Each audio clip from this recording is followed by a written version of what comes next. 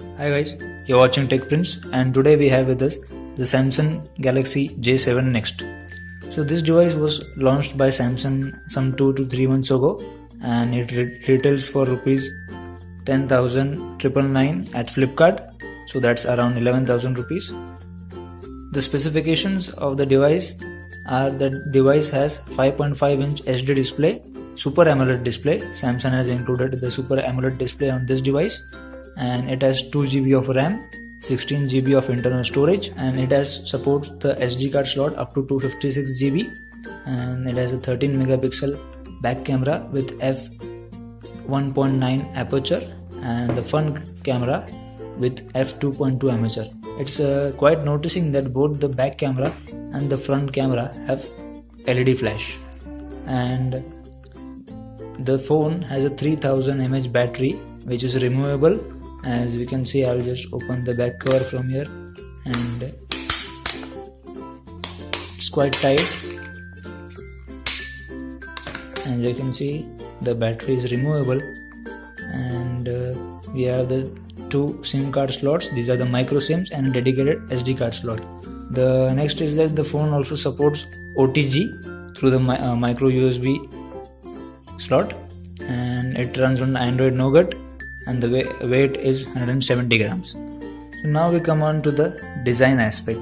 The design of this phone is quite similar to the previous smartphone devices, as you can see, and the phone is not unique. It's kind of the same to the old Samsung devices, but the first time I can say at the price of 10-11,000, Samsung has made some improvement in the design part, because the phone feels I can say a little premium. I am not saying that the phone is very good in terms of design, but yes, it feels a little premium and it feels good to hold it in your hand. So next thing we are going to talk about is the display. The phone has a 5.5-inch HD display, and on top of it is the Super AMOLED panel.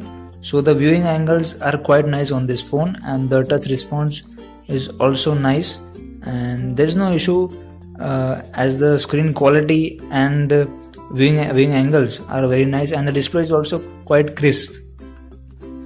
The next is the software part, and the device runs on Android version 7.0, and as you can see, Android Nougat, and also there is the Samsung Experience version 8.1, which is the new version. And so the device mainly runs on the new almost newest Android version, and most of the Android Nougat features are there on this device, as I will just show you. You can see.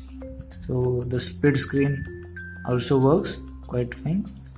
The next part is the performance of the device. The device interface and the responsiveness is quite good, and in day-to-day performances the device is very good, and you cannot notice any noticeable lags or any stutter in the device. But when we come to the part of gaming, usual games such as Subway Surfer and other, we can play these games easily, and as you can see now, I'll be playing the Subway Surfer game in front of you, and you can decide what the device is capable of.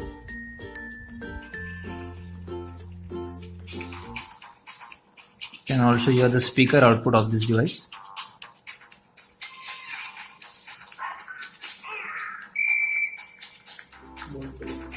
So the Subway Surfer is running quite well, and the touch response, okay, there you saw there was a minor frame drop, and after that the device is quite responsive. The touch response is good, as you can see.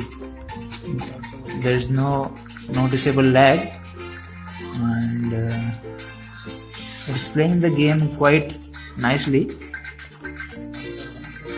The next game we'll see is the Nova Legacy. It is also a very light game. It's just a 28 MB game, but it will give you an idea of how the device performs in a little more graphic intensive games. 2 or 3 gameplay, and as you can see the game is running quite fine, and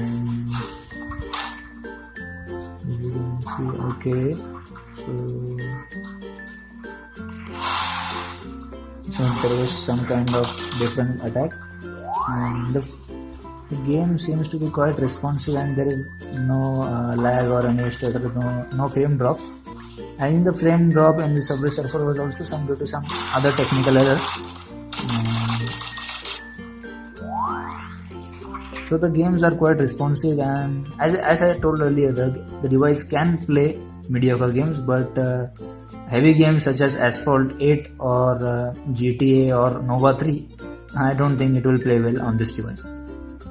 The next thing we have to talk about is the camera interface. The device has a 13 megapixel back camera with f1.9 aperture and a 5 megapixel front camera with f2.2 aperture, and the camera interface is quite easy. There is a exposure line here, you can adjust the exposure, and the camera shots are quite fast. As you can see, it takes a little time. The focus is quite slow. As you can see, it takes almost 1.5 seconds or 2 seconds to focus, and after that the shutter speed is okay. And also the device includes some camera shortcuts. As you can see, if you double tap on the home button, the camera opens. The phone has a 3000 mAh battery, and the battery life on this device is good, relating to the mid-range device, and it can last easily for a full working day. You need to charge on the second day. So also the screen on time on this device is around 4 hours to 4.5 hours. So the device is not very good, also not worst. It's good in terms of battery life, and also it does not support any fast charging. Now, some of the things that I did not like about the device is that the device does not support any Gorilla Glass, and it has a nice display, 720p Super AMOLED, but the Samsung has not given Gorilla Glass support on or protection on this device. Also, there is no light sensor or compass sensor. Also, most of the phones in the sub 10,000 segment come with a fingerprint sensor. This Samsung phone does not have the fingerprint sensor either. So overall, the Samsung J7 Next is a good device under the sub 11,000 10,000 range.